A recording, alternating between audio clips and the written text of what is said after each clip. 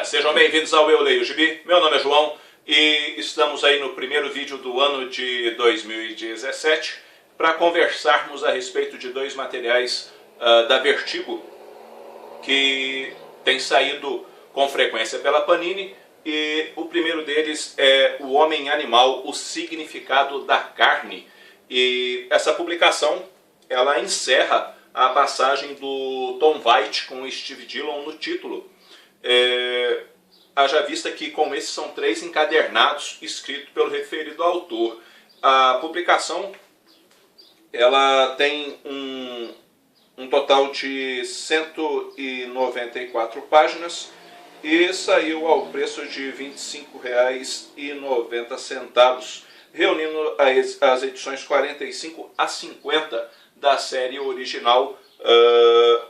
E vale dizer que não dá para comparar, obviamente, com os 3 primeiros encadernados que foram os escritos pelo Grant Morrison. Seguiu-se depois o título escrito apenas em um encadernado, né? Pelo Peter Milligan. Aí o Tom Veitch assumiu. E é imprescindível que você tenha lido os 2 volumes anteriores escritos pelo Tom Veitch para você entender isso aqui direito. Caso contrário, você vai ficar perdido, porque nesse encadernado ele procura fechar as pontas, embora não feche todas, da sua passagem no título. Se você leu os encadernados anteriores, você vai perceber, ou se assistiu pelo menos os vídeos, você há de perceber que o Homem Animal está passando aí por uns problemas com o campo M e também com as dificuldades dele de controlar o poder dele. A filha dele também tem despertado poderes animais e coisas desse tipo, e tem sido remetido a história para algo maior. E esse algo maior é algo apocalíptico, porque um ser chamado Antagon, que é algo que é contrário a tudo a vida, tá? Tudo aquilo que é vida ele é contrário, porque ele é a encarnação da destruição, manifestou-se e precisa ser detido pelo Homem-Animal e outros seres que também trabalham dentro da ideia de poderes ligados à natureza ou ligados aos animais. E aí essa batalha, o encadernado vai sendo conduzido para que essa batalha ocorra, e procura-se uma solução de como lidar com aquilo que poderia ser considerado imparável,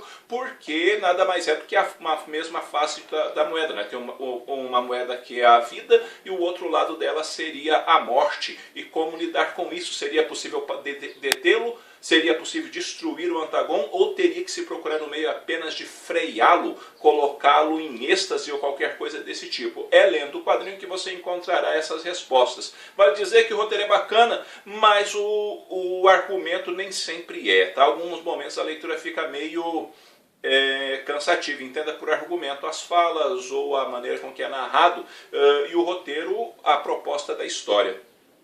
E principalmente no último capítulo, ela é narrada por um escritor, um cara que escreve roteiros de filmes, e tem uns momentos que fica meio complicado, porque fica meio arrastadão o jeito que o cara vai contando a história na perspectiva dele.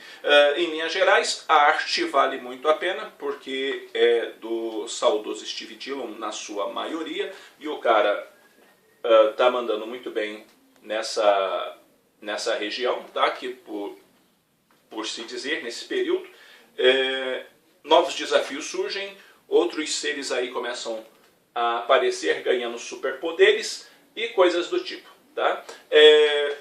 Só que eu não acho também que será um momento aí, uma leitura onde, como que eu posso me expressar? É algo que vai entrar para os anais de melhores histórias do Homem-Animal. Eu acho que não vai, mas vale conferir, até porque dá para a gente ler da fase do Grant Morrison até agora, história após história, tudo certinho em ordem cronológica, e isso é bem bacana. Eu dou uma nota 7,5 para esse material, e fica aí a dica de leitura ou não, conforme, obviamente, o gosto pessoal de cada um. E o segundo material que eu quero conversar com vocês, ligeirinho, é Patrulha do Destino, o Ônibus Mágico. Tá? Diferente do Homem-Animal, que tem papel LWC, esse daqui é com papel Pisabrite, a exemplo dos outros encadernados. Esse é o 5º encadernado da Patrulha do Destino do Grant Morrison.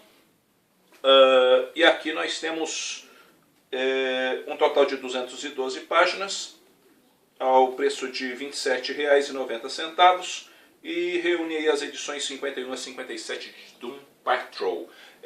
Aqui nós temos na capa, né, o Senhor Ninguém e o pessoal que ele agrupou, e esse é o ônibus mágico. O ônibus mágico é uma coisa que vai assim, conforme ele vai passando, ele vai deixando o pessoal doidão, tá bem? É como se ele liberasse droga e o pessoal fica doidão. Mas o destaque na história não está no ônibus mágico deixar o pessoal doidão, na verdade, mas está nas atitudes do Senhor Ninguém, que resolveu ser presidente. E aí, em muitos aspectos, o Grant Morrison acaba meio que brincando com isso daqui, porque ele vai trabalhando com uma coisa do tipo vote em ninguém, que seria, né, o vilão aqui da história. Mas que crime ele cometeu?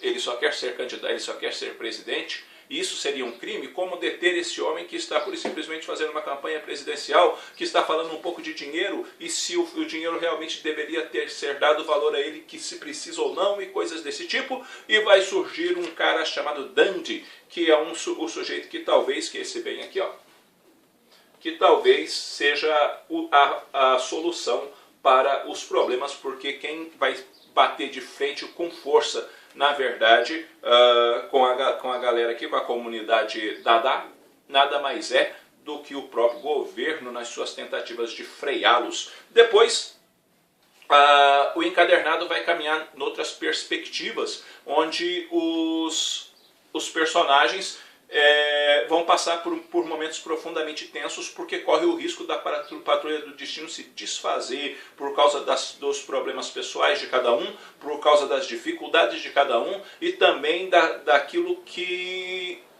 eu chamaria de reviravoltas que vão acontecendo na história, onde determinadas pessoas que deveriam ser heróis passam a ser antagonistas, e coisas piores vão acontecendo, onde alguns portais, vamos dizer assim, para o apocalipse vão se abrindo, e um sujeito candelabro, que se chama Candelabro, acaba aparecendo. Ele não deveria aparecer, porque a presença dele pode significar a extinção de toda a existência. E o Grant Morrison vai trabalhando todos esses elementos, obviamente com suas pitadas de loucura, outros momentos com metafísica e por aí adiante, metalinguagem, existencialismo, entre outros probleminhas aqui, algumas criticazinhas sociais e coisas do tipo. Como de costume ele tem feito nos encadernados anteriores. A história, para variar, é muito bacana, requer que você dê uma lida assim, um pouco, como que eu diria,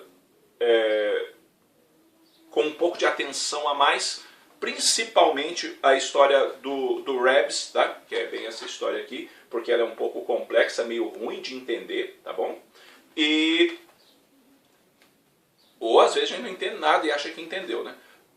Porque ela é meio complicada, e no demais a história ela vai acabar dando um cunho assim narrativo sequencial, bem interessante, apresentando os motivos ou não dos personagens, o que diabos ou não está acontecendo realmente com eles, naquilo que pode desgraçar por completo a Patrulha do Destino. Material muito bacana, muito bem escrito, muito bem desenhado, que vale a pena conferir. Eu dou uma nota 8,5 para esse material e recomendo a leitura forte para vocês. Valeu? Bom, galera, é isso daí.